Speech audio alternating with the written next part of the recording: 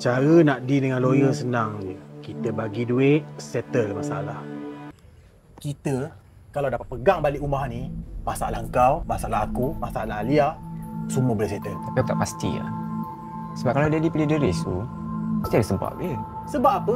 Ha? Kau bagi tahu aku sebab apa? Sebab abah tu terlalu penting kau orang luar. Tu masalahnya. Ni, rumah ni, inilah harapan kita nak dapatkan balik hak kita semula tau. Okey, baik. Aku ikut kau. Tapi kalau benda ni tak jadi, jangan salah. Kita semua tahu, Ghazali ni lawyer. Cara nak deal dengan lawyer senang je. Kita bagi duit, settle masalah. Rasuah lawyer? Kau agak-agak lah. Kau rasa dia nak setuju ke? Aku tengok dia, nampak tegas lah. Alia, semua orang ada harga dia. Yang penting berapa kita sanggup bayar untuk dapatkan semula rumah ni. Kita dah tak banyak pilihan. Tapi Haris, kau pasti ini akan berhasil? Percaya kat aku. Aku tahu cara nak bagi orang tunduk. Encik Deris, I rasa kita patut berbincang. Kita boleh cari jalan yang baik untuk semua orang, termasuk kita. Tapi semua tu dah ditetapkan dalam wasiat Cik Alia. Tak ada yang boleh diubah.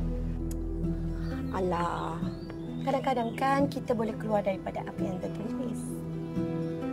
You boleh fikirkan untuk kita sama-sama cari jalan penyelesaian. Saya minta maaf Cik Alia. Saya hanya ikut amanah Tuan Kaya saja. Saya sambung kerja dulu. Korang percaya cakap aku. Bila kita dah mula buat benda ni, si Deris tukang kebun tu tak akan mampu buat apa-apa. Semua harta yang ada kat dia sekarang ni kita boleh dapatkan semula. Dia bukan pandai sangat, dia tukang kebun je pun. Cangkul pandai dia. So dia cangkul lubang, gali kubur dia sendiri. Cik Ghazali, saya tak pasti saya mampu tanggung semuanya atau tidak. Anak-anak Tuan Kaya, diorang terlalu marah. Dan mereka merancang sesuatu. Encik Deris, saya tahu semua ini sukar bagi awak. Amanah ini bukan tentang awak ataupun mereka. Tuan Kaya percaya awak untuk melindungi apa yang penting. Tapi diorang tak akan berhenti, Cik Ghazali. Dan saya risau segala-galanya akan musnah. Percayalah, mainkan peranan awak seperti yang kita bincang. Selebihnya, biar saya yang uruskan. Okey?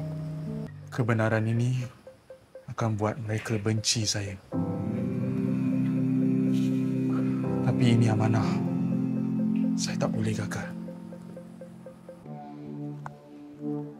Ya, Cik Haris. Silakan duduk. Terima kasih. Ada apa boleh saya bantu? Aku rasa kau ni peguam yang bijak. Apa kata kalau kita buat perjanjian yang boleh buat kau dengan aku sama-sama untung? Perjanjian?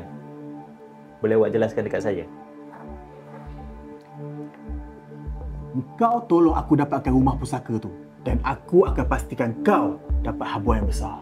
Win-win. Habuan ya? Maksud awak, rasuah. Ya? Yeah. Terpulang lah Encik Ghazali. Kau nak panggil tu apa? Yang penting ni peluang besar. Okey. Bagi saya masa untuk berfikir.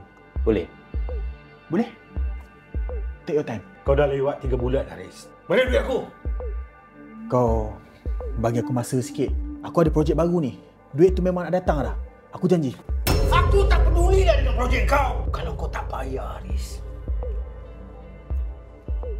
Kau tahu apa akibatnya kan?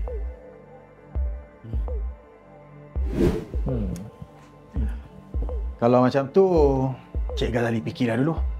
Nanti apa-apa, cari aku. Baiklah. Haris, kau ingat aku tak tahu niat sebenar kau? Kita tengok nanti siapa yang menang dalam game ni.